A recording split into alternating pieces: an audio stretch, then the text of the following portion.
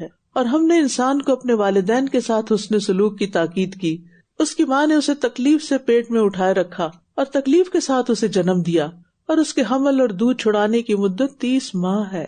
یہاں تک کہ جب وہ اپنی جوانی کو پہنچا اور 40 سال کی عمر کو پہنچ گیا تو کہنے لگا، اے میرے رب، مجھے توفیق دے کہ میں تیری اس نعمت کا شکر ادا کروں جو تو نے مجھ پر اور میرے والدین پر انعام کی ہے، اور یہ کہ میں ایسے نیک عمل کروں جن سے تو راضی ہو جائے، اور میرے لیے میری اولاد میں اصلاح کر دے.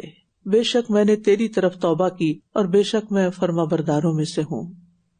والدین کے ساتھ احسان کرنا کسی بدلے کے ساتھ مشروط نہیں. والدین کا والدین ہونا ہی واجب کر دیتا کہ انسان ان کے ساتھ احسان کرے. یہ نہیں کہ اگر والدین آپ کو ابھی کچھ دے رہے ہیں تو آپ بھی کچھ جواب میں دیں. نہیں، انہوں نے جو پیدا کر کے پال کے آپ کو کسی مقام پہ پہنچا دیا، یہی احسان بہت بڑا ہے جس کا بدلہ آپ ساری زندگی میں نہیں چکا سکتے. اب دیکھیں قرآن مجید میں والدین کو اولاد کے بارے میں کم ہی وصیت کی جاتی ہے، کیونکہ اللہ نے والدین کے اندر یہ بات رکھ دی ہے کہ وہ اولاد کی تربیت کرے، ان سے محبت کرے، ان کے لیے سیکریفائسز کرے. لیکن اولاد کا یہ ٹیسٹ ہے، ان کے اندر یہ چیز اس طرح رکھی نہیں گئی. ان کو ایکوائر کرنی ہے، انہیں کوشش کرنی ہے، نیت کرنی، ارادہ کرنا اور پھر کر کے دکھانا ہے. اور پھر یہ ہے کہ کس طرح بچے کی پیدائش کے مرحلے کو بتایا گیا کہ کتنی تکلیف کے ساتھ ماں گزرتی ہے.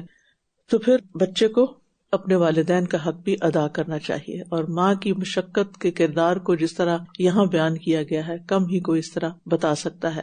اور اس کا مقصد بھی کیا ہے؟ تاکہ اولاد کے دل نرم ہو اور وہ والدین کا حق، ماں کا حق پہچانے، کیونکہ ماں کا حق باپ سے زیادہ ہے.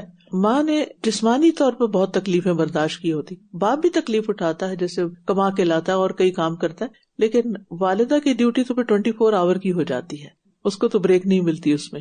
اور پھر یہ ہے کہ انسان 40 سال کی عمر میں عقل کی پختگی کو پہنچتا ہے، جب اس کو ہوش آتی ہے، تو جب اپنی پرائرٹی سیٹ کرتا ہے کہ میرے لیے زیادہ امپورٹنٹ کیا ہے.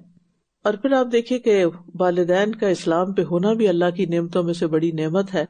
اور اس کے ساتھ ساتھ اپنی اولاد کے لیے بھی دعا کرنی چاہیے کہ اللہ تعالیٰ مجھے نیک عمل کی توفیق دے اور میری اولاد میں بھی اصلاح کر دے کہ وہ بھی نیک عمل کریں.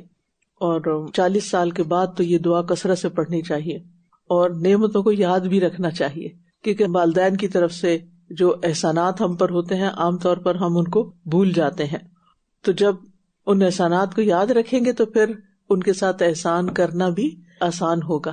اور شکر کی توفیق بھی اللہ سے مانگتے ہیں، رب اوزعنی ان اشکر نعمتک التی انعمت علیہ.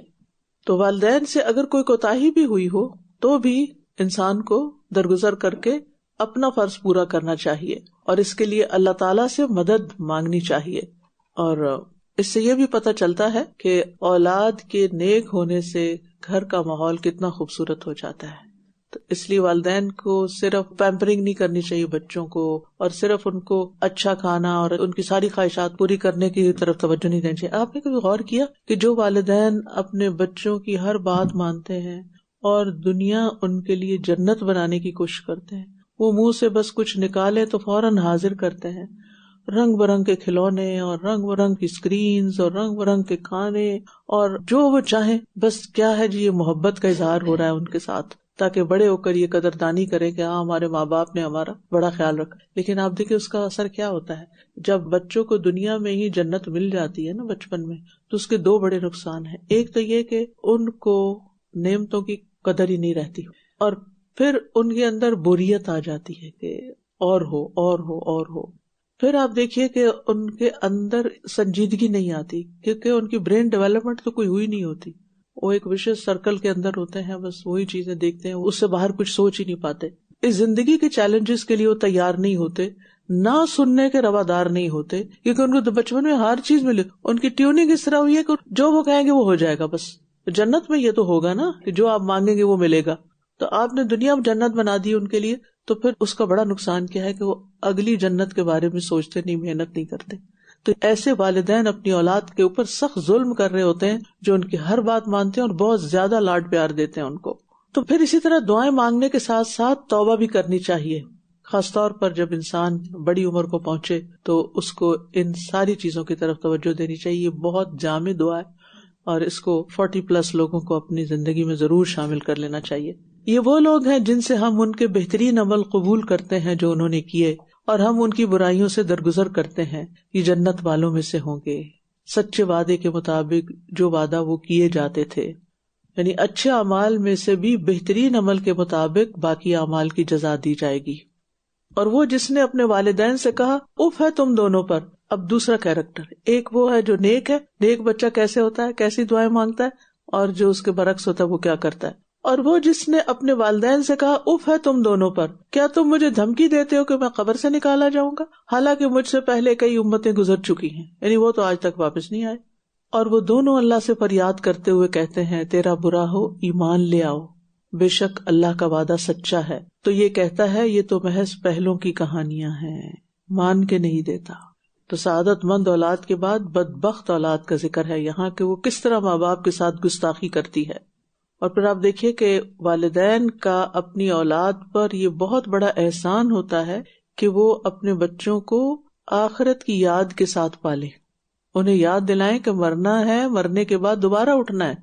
اب یہاں کسی خاص مخصوص شخص کا ذکر نہیں ہے بلکہ ایک عمومی بات ہے۔ مکہ میں بھی ایسے کردار تھے اور بعد کی صدیوں میں بھی، اور آج بھی ایسے بچے موجود ہیں جو والدین کی نصیحت کی ناقدری کرتے ہیں اور اس پر تنگ ہوتے ہیں اور انہیں اف کہتے کہ تم لوگ تو ہماری زندگی حرام کر دی، اور وہ ان کو ایمان لانے کی طرف متوجہ کرتے، کیونکہ جو اولاد ایمان نہیں رکھتی نا صحیح معنوں میں، وہ ایسی حرکتیں کرتی ہے۔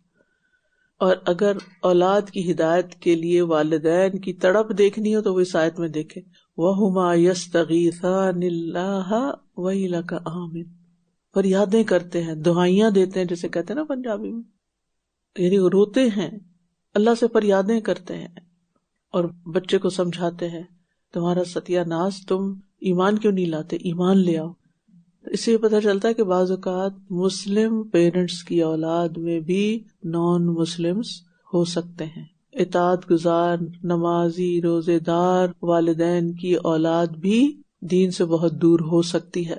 بچے جو سب سے بڑا خاص طور پر نیک والدین کے ساتھ احسان کرتے ہیں، وہ اپنی اصلاح کر کے کسی کام کا بن کے، ماں باپ کو اولاد کی کسی بات سے اس سے زیادہ خوشی نہیں ہوتی کہ وہ دنیا میں اپنے پاؤں پہ کھڑے ہو جاؤں، رہیں بسیں اور اپنی آخرت کو بنا لیں، نیک ہوں۔